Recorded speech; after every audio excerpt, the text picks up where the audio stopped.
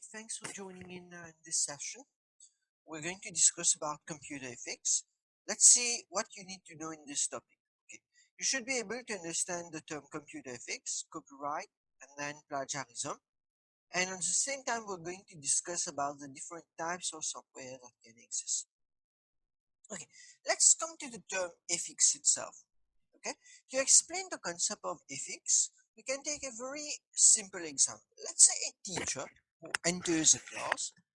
And then instead of doing his class, he start eating his bread in class and wait for 10 to 20 minutes and then start explaining his class.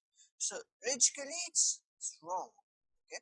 Because first, he's not valuing the effort of students in class, and at the same time we can say it is not ethical.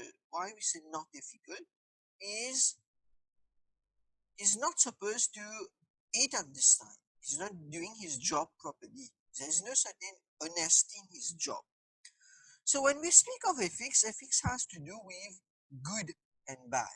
What is good is ethical, and what is bad is non-ethical. Now, the term ethics can apply also to a doctor. Okay? For example, a doctor, instead of operating the person, is eating in the operation theater. So that is going to be wrong. Okay? In the same way, police officer is using foul languages on the road.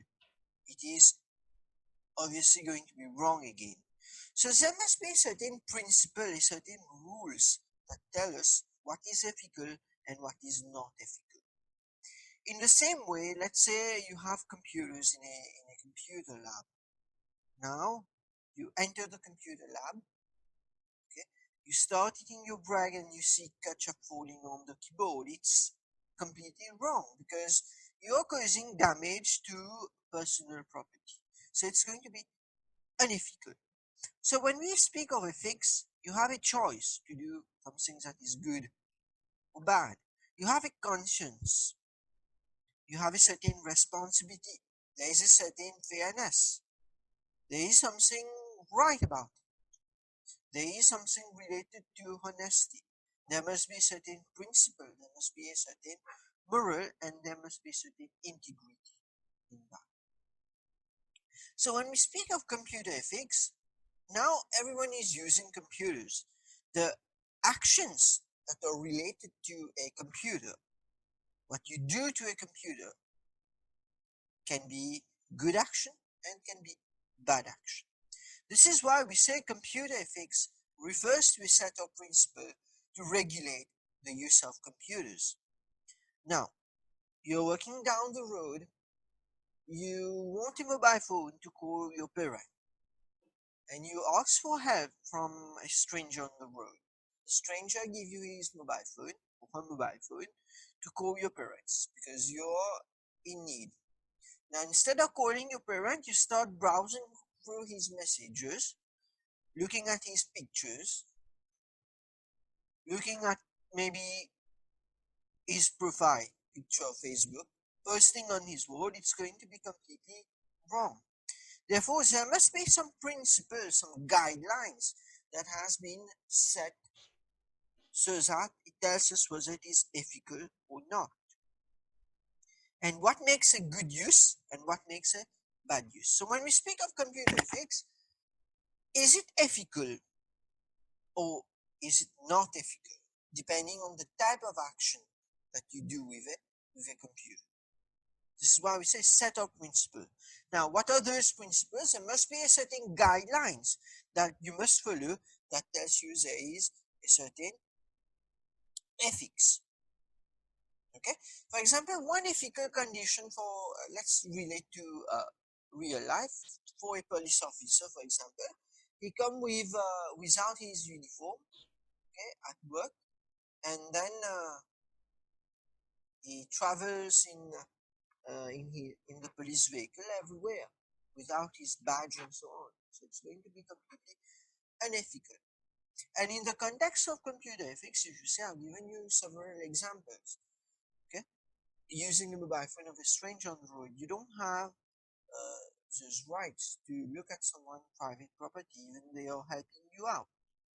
Now, When we speak of ethics, there must be certain principles, and if these principles are violated, they can be directly related to computer crime, to the law. So sometimes to ensure ethics, there must be certain laws that has been enforced by the government. For example, right now in Mauritius, you know that we have the COVID bill for ensuring security of everyone, the COVID law. So everyone needs to abide by it, otherwise you will have to pay a certain fine. So in the same way, to ensure that there is enough ethics concerning action, there must be certain laws that have been set up. Now, computer ethics is most of the time related to intellectual property rights. Okay? When we say intellectual property rights, here is a way you think, your idea. We are protecting your idea. For example, if you know the history of Facebook, the original idea doesn't come from Mark Zuckerberg. Actually, he was proposed an idea from two other students from another university. So Mark Zuckerberg developed Facebook and then deployed it online. Okay, and later on, it was actually related to some intellectual property.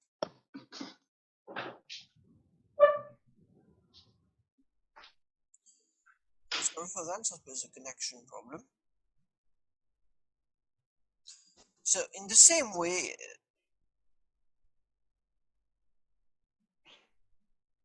when we speak of intellectual property rights, in the case of Facebook, as you know, it was someone else's idea that was stolen. Therefore, it leads obviously to a lot of other crime related to intellectual property rights. Tomorrow, you bring along another algorithm for searching, maybe for Google, better Google algorithm. It becomes your intellectual property right. Even a design of a certain shoe, okay? Shoes, books, any given product, mobile phone, softwares, apps, all of these have intellectual property rights. And intellectual property rights can be violated when you violate copyright, when you do an action known as plagiarism, and when you do cracking. Okay, last week we have seen cracking, and when you violate software licenses. Okay, you take an app, you modify the codes, and so on, and then you say it's yours, which is completely wrong. Now, in the same way, privacy issues where we have data protection, okay, we look at data protection of the word. Next, you have anonymity. Now, we have studied in security last week about identity theft. You have to be anonymous. Okay, you don't, I mean, online, you have to be anonymous. And it's not like when you search Google, we have all information about you, where you live, what you have been doing as from birth. Okay, so you have to be anonymous online, otherwise everyone will have your private data. Now, security, hacking, and malware can lead to privacy issues. So when we say computer ethics as a broader term itself, it can encompass it can compensate three different rights: intellectual property right. It may protect also privacy issues. And at the same time, when we speak of ethics, we have to see what are the effects on society. For example, right now you have so many online buying apps that are coming. So it's obviously going to decrease the number of jobs in society due to COVID-19. At the same time, we have a certain environmental impact and also social impact in terms of society. Now, to ensure computer ethics, the first uh, act that was created is a Computer Misuse Act. This was brought along in 1919 when we wanted to close a loophole in UK law regarding intentional malicious use of computers. And this act or this law, it was designed to protect computer users against deliberate attacks and theft of information. Remember, this was brought after Robert Griffin and Stephen Cole used their home computers to hack Prince Philip's personal email account in 1985. And then they realized that there must be a certain law related to computer misuse. Therefore, they created the Computer Misuse Act. Even in Mauritius, we have a certain act related to computer use. Okay. Now, there are some new offenses that have been added in the Computer Misuse Act. Obviously, we have unauthorized access to computer material, hacking, looking at someone else's computer files without permission. These are going to have a certain uh, criminal offenses related to that, and including fines and punishment. At the same time, if you have unauthorized access with intent to commit or facilitate commission of further offenses, okay, how we do it is again unauthorized access. First, we go ahead and do unauthorized access itself, but also using that unauthorized access, we cause other problems such as hacking first, and then we hack to a computer, and then we steal. So it's one crime that is causing other crime to follow. At the same time, unauthorized modification of computer material. You may create a virus that can change or destroy data. We have looked at the security aspects last week. So you can create a virus that changes someone's salary or everyone's salary, and the bank just deposit 1 million rupees in everyone accounts.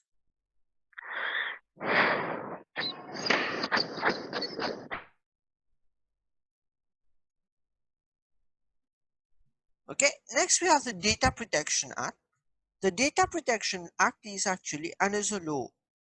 Now in the Data Protection Act is here we have to keep track of data. Data has to be as private as possible.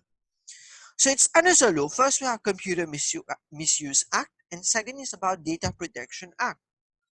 For example, your personal information is used by organization, businesses, or the government. Okay.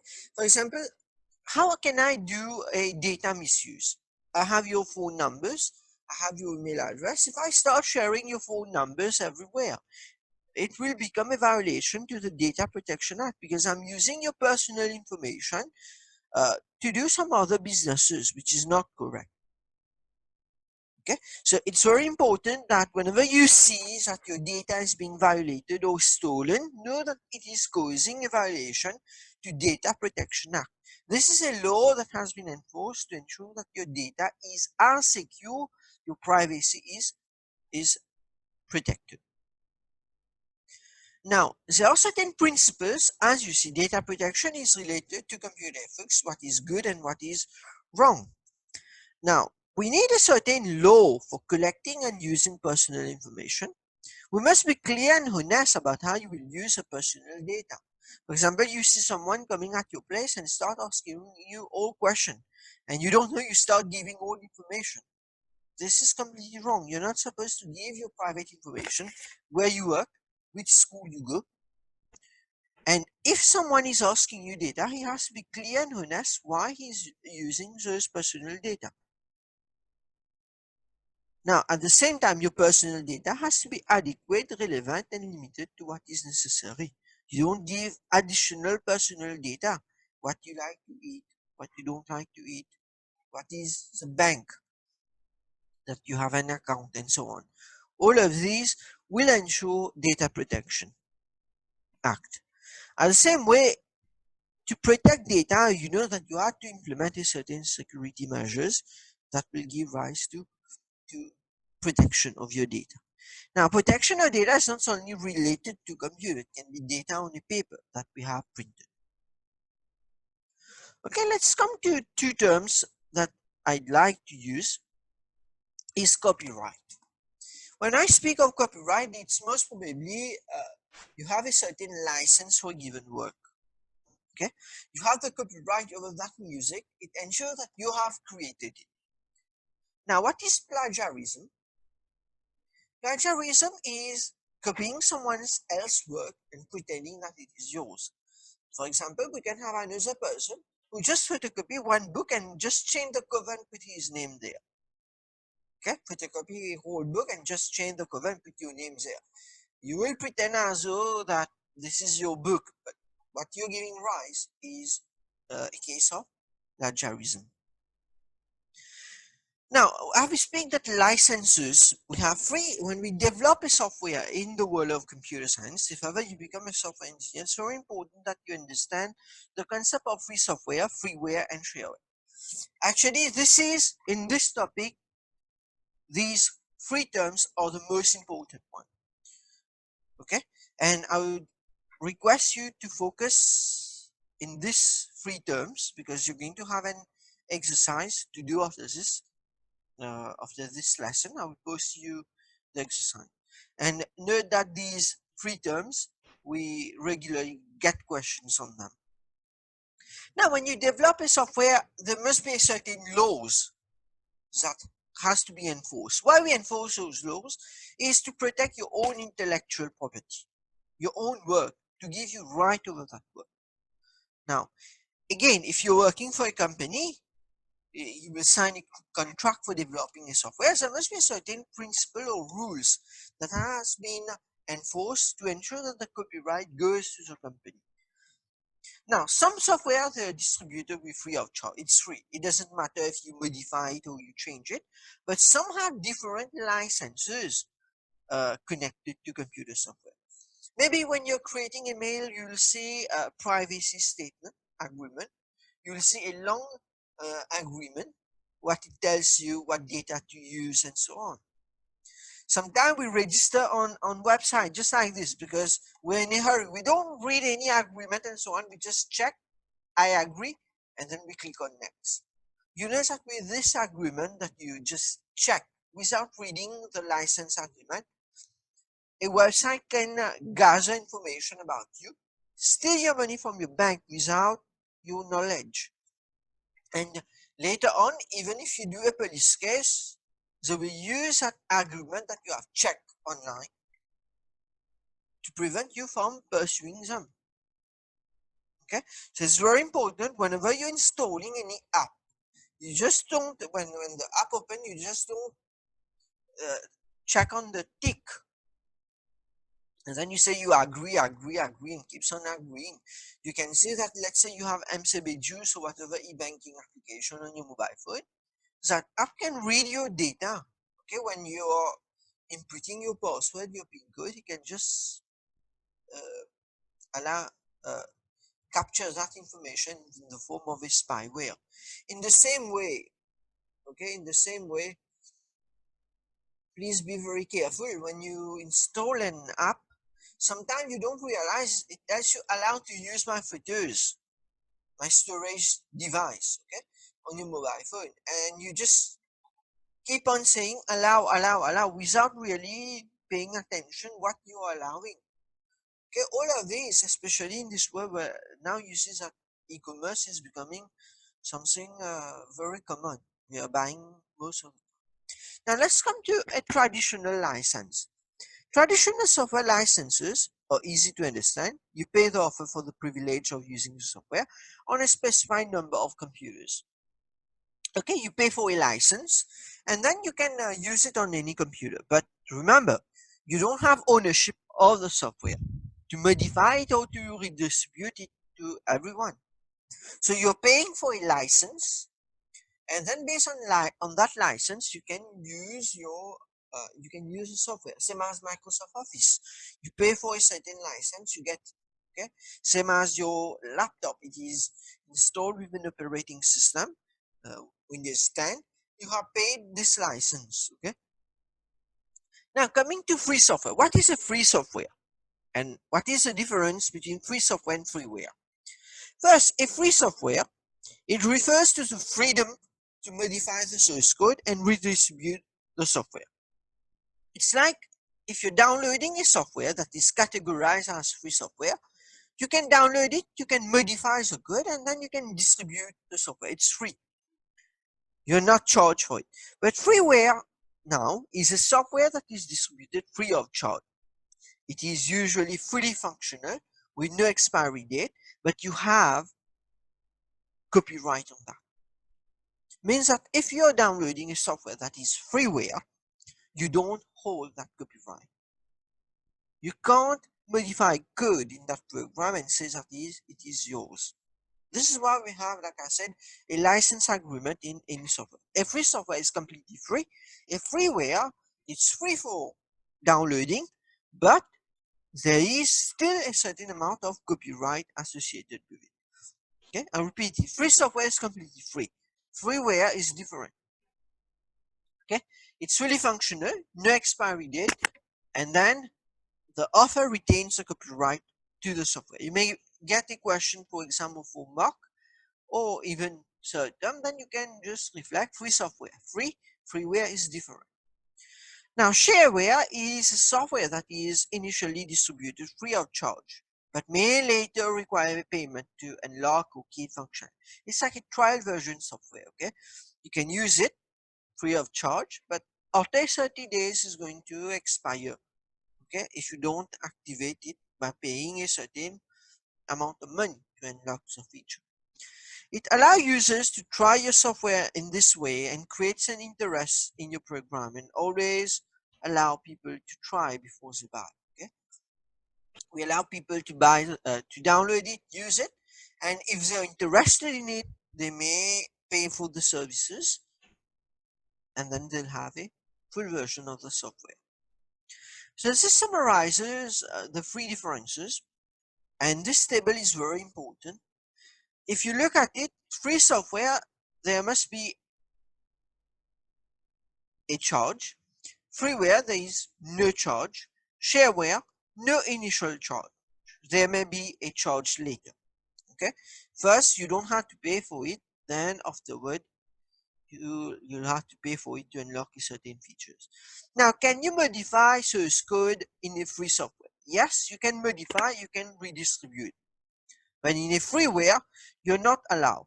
The developer has only right, okay, over that software. Whereas shareware, you're not allowed. Developer still retains that copyright. Now, in terms of functionality, freeware is fully functionable. Whereas freeware, usually, yes, it's fully functionable. Shareware, it depends on some features may be disabled until you purchase. Okay? For example, you say video recording software.